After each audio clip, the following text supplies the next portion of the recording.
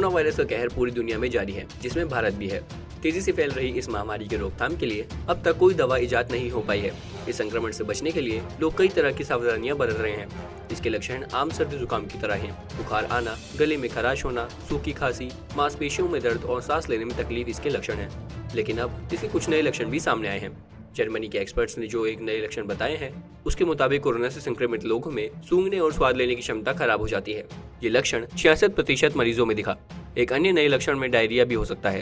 ये लक्षण कोरोना के 30% मरीजों में दिखाई दिया है। इस तरह वायरस के संक्रमित ज्यादा मरीजों में पहले बुखार होता है। इसके अलावा थकान, मांसपेशियों में दर्द और सूखी खांसी भी हो सकती है। वहीं कुछ लोगों को 1 या 2 दिन के लिए उल्टी या डायरिया का भी अनुभव हो सकता है।